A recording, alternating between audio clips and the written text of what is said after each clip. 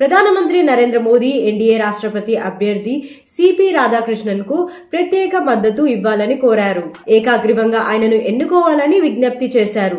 రాధాకృష్ణన్ నేడు ఉదయం 11 గంటలకు నామినేషన్ దాఖలు చేయనున్నారు. ఆయన నామినేషన్ పత్రాలకు ఎన్డీఏ నేతలు సంతకాలు చేస్తారు. మద్దతుగా 20 సెట్ల పత్రాలను సమర్పించనున్నారు. ఎన్నికల వ్యూహంపై ఎన్డీఏ నేతల సమావేశాలు ఉదయం మరియు సాయంత్రం 4:30 కొనసాగుతాయి. కాంగ్రెస్ జాతీయ అధ్యక్షుడు మల్లికార్జున్ ఖార్గే ఉపరాష్ట్రపతి అభ్యర్థిగా జస్టిస్ బి సుదర్శన్ రెడ్డి పేరును ప్రకటించారు. సుదర్శన్ రెడ్డి దేశంలోనే ప్రముఖ ప్రతికశీల న్యాయవాదుల్లో ఒకరు. వీరు సామాజిక, ఆర్థిక, రాజకీయ న్యాయం అందించడంలో పేరుగాంచారు. ఈ ప్రకటనతో ఎన్డీఏ అభ్యర్థి సిపి రాధాకృష్ణన్ తో బి సుదర్శన్ రెడ్డిల మధ్య ఉపరాష్ట్రపతి పోటీ జరగనున్నట్లు సమాచారం. కేంద్ర కేబినెట్ కీలక నిర్ణయం తీసుకుంది.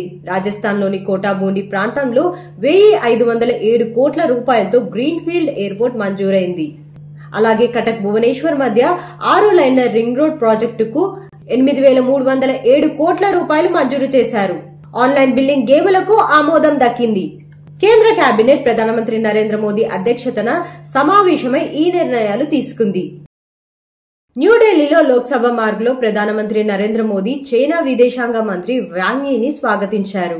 ఇది భారత్ చైనా సంబంధాల్లో కొత్త దిశలు ఏర్పడుతుందని విశ్లేషకులు అభిప్రాయపడుతున్నారు. నిన్న జరిగిన ఈ కీలక దౌత్య సమావేశంలో 2 దేశాల మధ్య పరస్పర సహకారం, శాంతి, స్థిరమైన సంబంధాలపై చర్చ జరిగింది.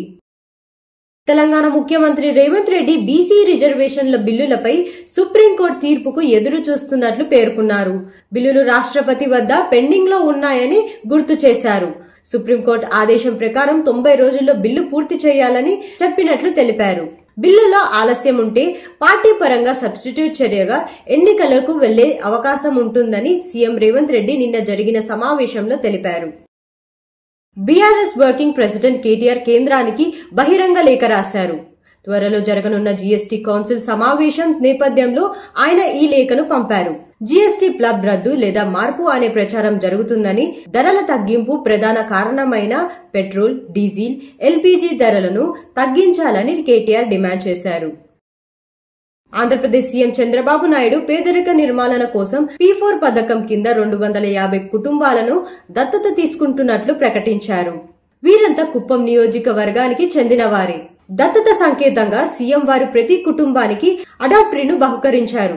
సీఎం చంద్రబాబు నాయుడు నిన్న లాంఛనంగా ఈ కార్యక్రమాన్ని ప్రారంభించారు. కూటమి అధికారంలోకి వచ్చినప్పటి నుండి రాష్ట్రంలో ఏ వర్గం కూడా సంతోషంగా లేదని వైఎస్ కాంగ్రెస్ పార్టీ నేత శ్యామల ఆరోపించారు.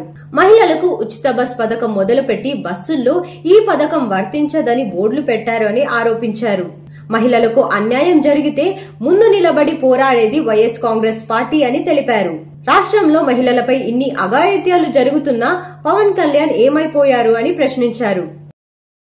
కృష్ణానగర్ యూనియన్ ఆఫీస్ లో సినిమా పరిశ్రమకు చెందిన విభేదాలతో సమావేశం తర్వాత film production president Anil Kumar మీడియాతో మాట్లాడుతూ చిరంజీవి సమస్యను 2 రోజుల్లో పరిష్కరిస్తామని చెప్పారు.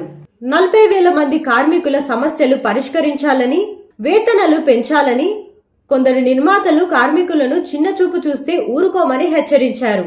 తెలుగు కార్మికుల నైపుణ్యం ప్రపంచమంతా గుర్తించాలని చెప్పుకొచ్చారు.